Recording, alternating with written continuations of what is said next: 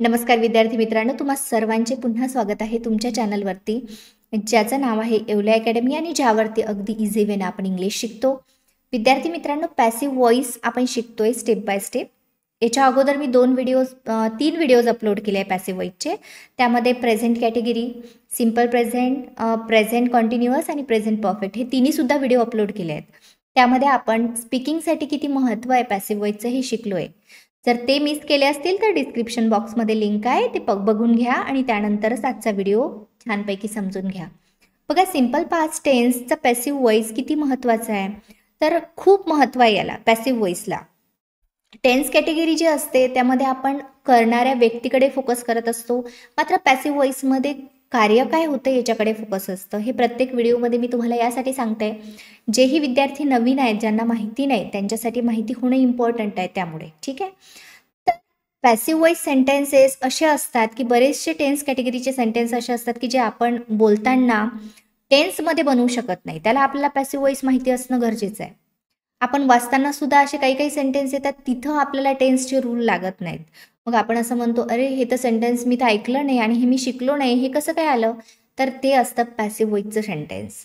जसं या ठिकाणी मी एक सेंटेन्ससुद्धा घेऊन ठेवते आणि तुम्हाला स्टेप बाय स्टेप स्ट्रक्चरसहित सर्व गोष्टी समजावून सुद्धा सांगते.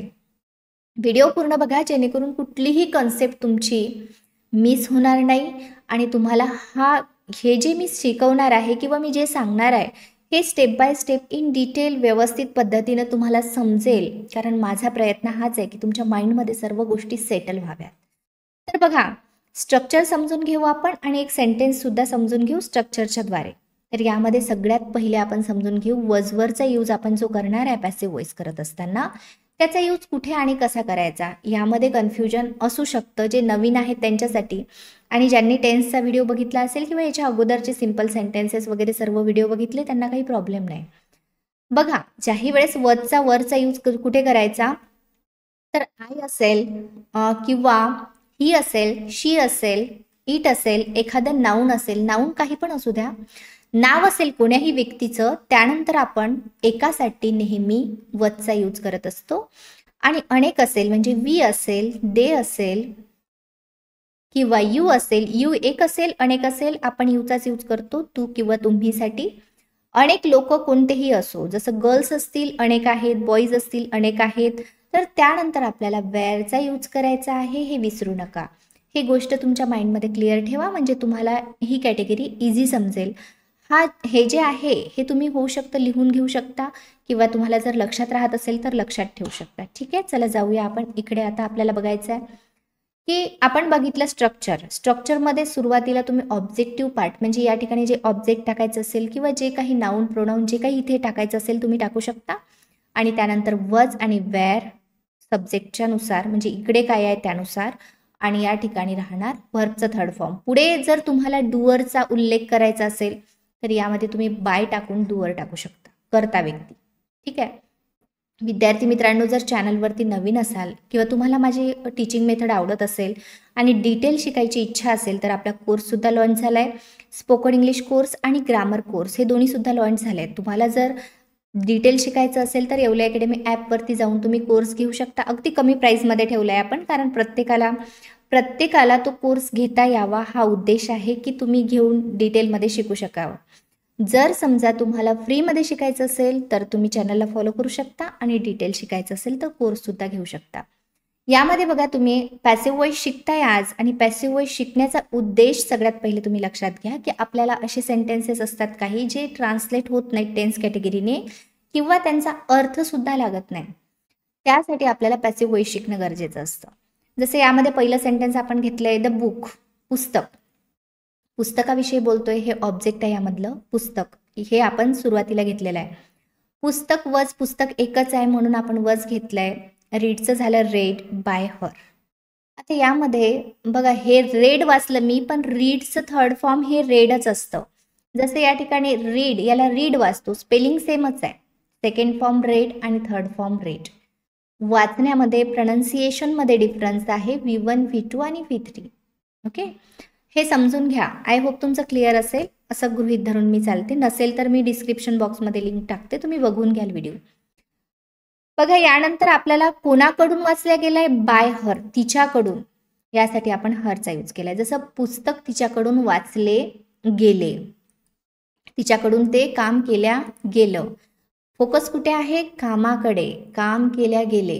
ठीक आहे. नेक्स्ट सेंटेन्स बघू आपण की the food was prepared by my mother. अन्न माझ्या आईने तयार केले किंवा आईकडून तयार केल्या गेले. आपण असं म्हणतो ना, स्वयंपाक आईकडून तयार केला गेला किंवा स्वयंपाक तयार केला गेला. तुम्ही एवढं सुद्धा सेंटेन्स घेऊ शकता, तुम्ही हे समोरचं स्किप केलं तरी चालेल, की स्वयंपाक तयार केला गेला, चला आपण जेवायला जाऊया, किंवा स्वयंपाक तयार झालेला आहे म्हटलं तर प्रेझेंट परफेक्टमध्ये जाईल. त्यामुळे या कॅटेगरीमध्ये आपल्याला ज्याचं रिलेशन नाही आहे प्रेझेंट सोबत ना, ते सेंटेन्सेस आपल्याला इथे बनवावे लागतात. The house was built last year. आपण असं म्हणतो घर मागील वर्षी बांधले गेले. कोणीतरी आपल्याला म्हणतं घर तर छान दिसतंय, मी बघितलं नाही, खूप दिवसानंतर भेटलोय. तर आपण म्हणतोय, आपल्याला सांगायचं आहे की 1 वर्ष झालं घर बांधायला, 1 वर्षाच्या आधी घर बांधलं गेलंय. तर the house was built last year. घर मागील वर्षी बांधले गेले, म्हणजे मागच्या वर्षी बांधले गेले. नेक्स्ट सेंटेन्स आहे बघा, डुअर याच्यामध्ये नाही आहे, करता नाही आहे. नेक्स्ट आहे बघा, the movie was watched by many people. चित्रपट अनेक लोकांनी पाहिला. फोकस कशाकडे आहे, लोकांच्या पाहण्याकडे, म्हणजे वॉच्डकडे. मूवी पाहिल्या गेली आहे. कधी पाहिल्या गेली, द चित्रपट, the movie was watched by many people. खूप लोकांकडून चित्रपट पाहिला गेला. नेक्स्ट आहे बघा, the decision was made by the manager. निर्णय व्यवस्थापकाने घेतला. आपण असं म्हणतो ना, हा निर्णय कोणाचा होता, अशा प्रकारचा निर्णय कोणी घेतला. The decision was made by the manager. मॅनेजरकडून निर्णय घेतला गेला. अशा पद्धतीने हे सेंटेन्स बनलंय. नेक्स्ट आहे बघा, the mistake was noticed by the teacher. चूक शिक्षकाने पाहिली. मिस्टेक कोणी पाहिली, शिक्षकांकडून पाहिल्या गेली किंवा शिक्षकांनी पाहिली. The question was answered by the student. प्रश्न विद्यार्थ्याने, the question was answered by the student, म्हणजे क्वेश्चनचं आन्सर हे विद्यार्थ्याकडून दिल्या गेलं किंवा प्रश्न विद्यार्थ्याने उत्तरला. हे शुद्ध मराठी झालंय, मात्र आपण बोलताना असं म्हणतो की प्रश्नाचे आन्सर हे स्टुडंटकडून दिलं गेलं. नेक्स्ट आहे बघा, the doer was locked by the security guard. दार सुरक्षा रक्षकाने बंद केले किंवा सिक्युरिटी गार्डकडून दार बंद केले गेले किंवा त्याने केले असं सांगायसाठी सुद्धा आपण हे घेऊ शकतो ज्यावेळेस आपल्याला ॲक्शनवरती फोकस करायचा आहे. नेक्स्ट आहे बघा, the package was delivered by the courier. Package कुरिअरने वितरित केले गेले किंवा वितरित केले. The package was delivered by the courier. The match was won by the team.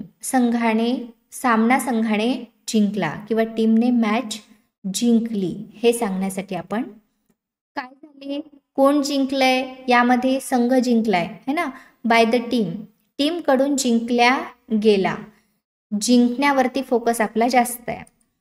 Next आहे बघा, the exam was taken by the students. परीक्षा विद्यार्थ्यांनी दिली. आता यामध्ये बरेचदा असं होतं की मॅम टेकन कसं काय आलं, मग हे तर घेणे होते टेक म्हणजे, आणि देण्यासाठी आपण गिवचा यूज करतो, मात्र एक्झाम हे जे आहे ना यासाठी आपण टेकचाच यूज करत असतो. हे यामध्ये तुम्ही लक्षात घ्या. परीक्षा कोणाकडून दिल्या गेली, तर परीक्षा विद्यार्थ्यांनी दिली किंवा विद्यार्थ्यांकडून दिल्या गेली. तर अशा प्रकारे आपण सेंटेन्सेस बघितले. आता यामध्ये अजून एक गोष्ट तुम्हाला सांगते मी. तुम्ही सपोज यामधला लास्ट पार्ट जो आहे बाय नंतरचा, हा काढून सुद्धा तुम्ही सेंटेन्स यूज करू शकता. द मिस्टेक वॉज नोटिस्ड म्हणजे चूक पाहिल्या गेली किंवा चूक पाहिली. द क्वेश्चन वॉज आन्सर्ड प्रश्नाचे उत्तर दिले गेले. The doer was locked doer बंद केले गेले. The package was delivered package काय म्हणते त्याला, डिलिव्हर्ड केले गेले किंवा केले असं सुद्धा म्हणू शकतो आपण. द मॅच वॉज ओन बघा, सामना जिंकला गेला किंवा जिंकला. द एक्झाम वॉज टेकन म्हणजे एक्झाम दिल्या गेली किंवा दिली. अशा पद्धतीनं हे आपण सेंटेन्सेस बनवले आहेत. तुम्ही लास्ट पार्ट घेऊ शकता, आवश्यक असल्यास समोरच्या व्यक्तीचं नाव किंवा आवश्यकता नसल्यास स्किप सुद्धा केलं तरी चालेल. ठीक आहे. या ठिकाणी आपण अशा प्रकारे सेंटेन्सेस बघितले. तुम्ही सुद्धा तुमचे सेंटेन्सेस बनवून मला कॉमेंट सेक्शनमध्ये पाठवायचे आहे. त्यामध्ये होमवर्क सेंटेन्स आहे. जसं गाणे संगीतकाराने रचले, काम संघाने पूर्ण केले, फोन तंत्रज्ञानाने दुरुस्त केला, खिडकी मुलाने तोडली. तर यामध्ये मुलाने तोडली आहे ना, तर यामध्ये डुअर येणार आहे. ठीक आहे. तर संघाने पूर्ण केले म्हटल्यावर यामध्ये सुद्धा टीमचा उच्चार होणार आहे. यामध्ये गाणे संगीतकाराने रचले, यामध्ये सुद्धा डुअर येणार आहे. तर शेवटी तुम्हाला बाय टाकून डुअर टाकायचं आहे. स्ट्रक्चर पॅटर्न तुमच्या डोळ्यासमोर आहे, तुम्हाला माहितीच आहे. त्यासोबत यामध्ये अडचण जर येत असेल किंवा काही समजत नसेल तर मला कॉमेंट सेक्शनमध्ये सांगा, जेणेकरून मी हे अजून डिटेलमध्ये तुम्हाला शिकवू शकेल किंवा सांगू शकेल. आपण स्पीकिंगच्या अकॉर्डिंग सर्व बघतोय, तर त्यामध्ये आपण जेवढं महत्त्वाच्या गोष्टी आहेत त्या शिकतोय. स्ट्रक्चर तुमच्या माइंडमध्ये सेट असणं महत्त्वाचं आहे, मग तुम्हाला सेंटेन्स बनवायला इझी जातं. तर या ठिकाणी आपण थांबू, भेटू नेक्स्ट व्हिडिओमध्ये. तोपर्यंत keep practising, keep learning everybody.